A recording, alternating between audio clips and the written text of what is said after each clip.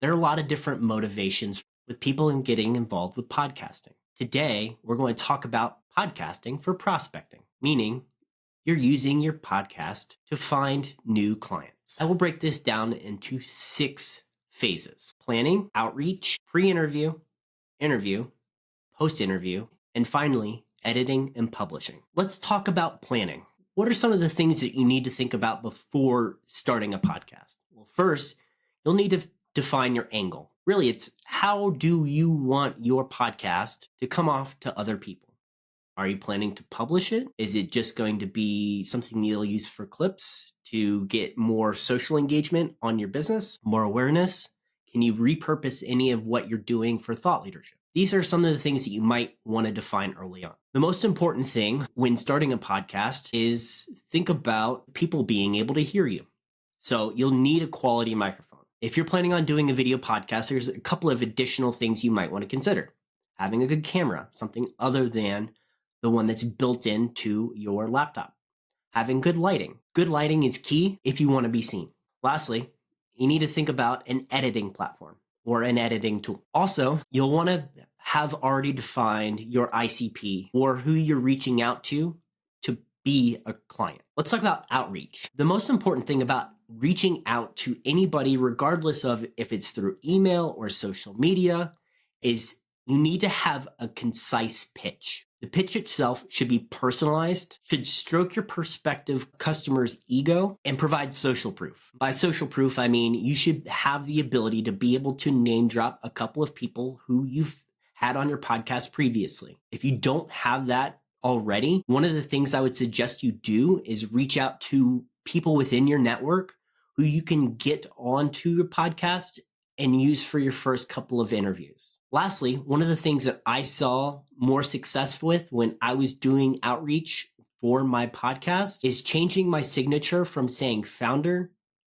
to podcast host. That way they know that you're taking this seriously and that they have an opportunity to have a wider platform other than just one person. When doing outreach for your podcast, you should be prepared to answer any or all of these questions. First, is it going to cost them any money to be a guest? That answer is entirely up to you. But if you're prospecting, I typically would not charge them for appearance. Next, you'll get asked a lot who your audience is. That is another thing that you'll probably have to define or find out over time after you've published a few episodes. Next is how long it takes for you to shoot, record, and release the episode. Typically, most podcast episodes are less than an hour. So getting less than an hour worth of someone's time is reasonable. An hour's worth of recording will generally lead you to 40 to 45 minutes worth of finalized long form content. You also want to provide an expectation of when you will release the episodes. The last thing that I would suggest on the outreach portion is make it easy for them to book with you. So in my case, I use Calendly to allow people to book time that is convenient to them on my calendar to have our episode. Let's move to pre-interview. There's a couple of steps that I always include in my podcast to make the interview process a little bit easier. First, I always make sure to send an outline of any of the planned questions that I plan on asking. Obviously, I want it to be a little bit more conversational, so that is just a guideline for what we're planning to go through. But if you're anything like me, you plan ahead.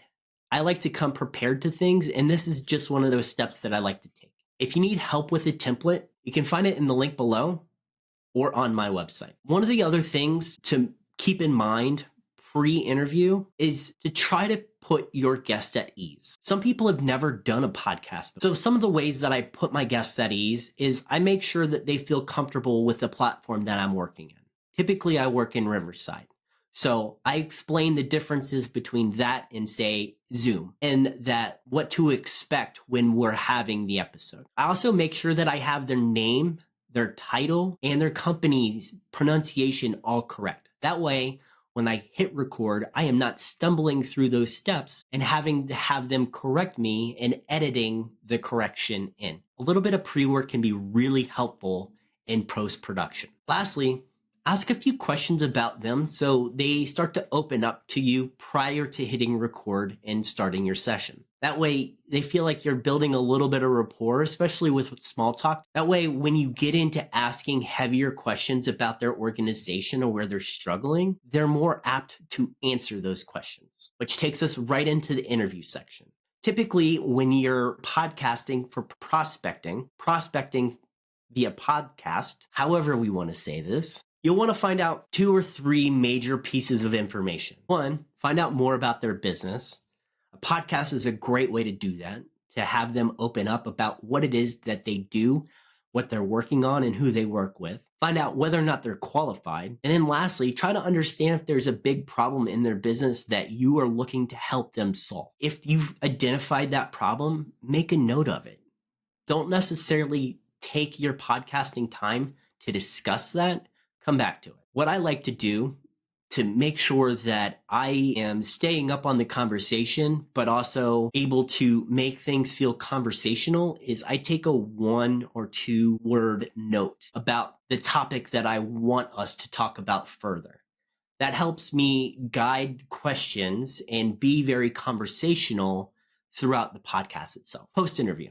Once you're done with the interview, reassure that they've done a good job, because they may not be as comfortable as you are doing what you do. Then, if there was any notes that you had written down that about problems in their business that you think that you can solve, this is a great opportunity to be able to schedule a follow-on meeting to discuss that. Also, during that time, what I do is I set the expectation that they'll see an email from me asking some additional information from them with regards to what I need to publish the episode, as well as get back in touch with them on timing. Now let's get into editing and publishing. Having the right tools can make editing way easier. Like I had mentioned before, Riverside is one of those great tools. I use it to take out long pauses or filler words that a lot of people use, and it saves a lot of time versus manually having to edit those things out. Additionally, if you're looking to produce clips, I would highly recommend using Opus. If you're interested in either one of those tools, you can find links below. When it comes to publishing your episodes, publish on whatever platform makes most sense to you. I think that a lot of